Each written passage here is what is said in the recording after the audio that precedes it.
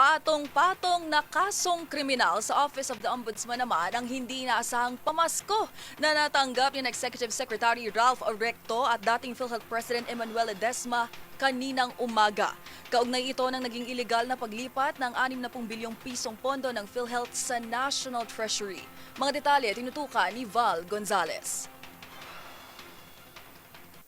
Inihain sa ombudsman ng grupo ng ilang labor sector ang patong-patong na reklamong plunder, graft, malversation at grave misconduct laban kina Executive Secretary Ralph Recto at dating PhilHealth President and Chief Executive Officer Emmanuel Ledesma Jr.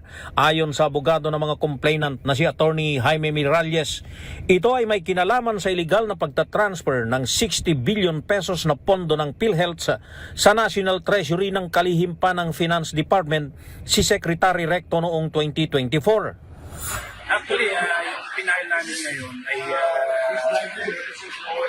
technical malversation, plunder, and violation of Corrupt Practices Act dahil doon sa paglipat ng pondo, transfer ng pondo from PhilHealth to National Treasury at ginamit naman sa unappropriated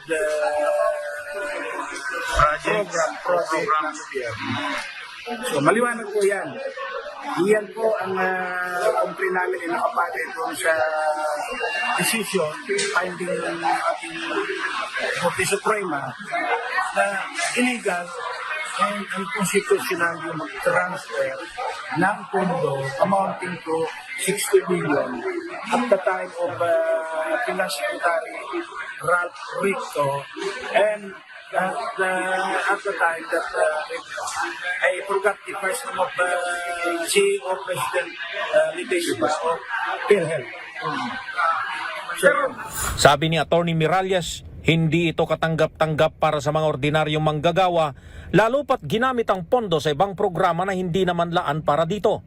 Matatandaang ang 60 billion pesos ay bahagi ng tinatayang 89.9 billion pesos na labis o hindi nagamit na pondo ng PhilHealth na natukoy ng gobyerno. Sa inilabas na December 5 decision ng Supreme Court, idiniklarang walang bisa ang special provision ng 2024 GAA at DOF Circular 003-24 na nag-aatas sa paglilipat ng pondo ng PhilHealth.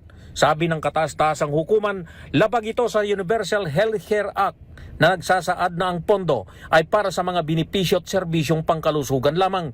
Giit ni Attorney Miralles, gagamitin nilang argumento at ebidensya ang inilabas na desisyon ng Supreme Court dahil dapat lamang na mapanagot si Secretary Recto at dating pinuno ng PhilHealth na si Emmanuel Ledesma Jr.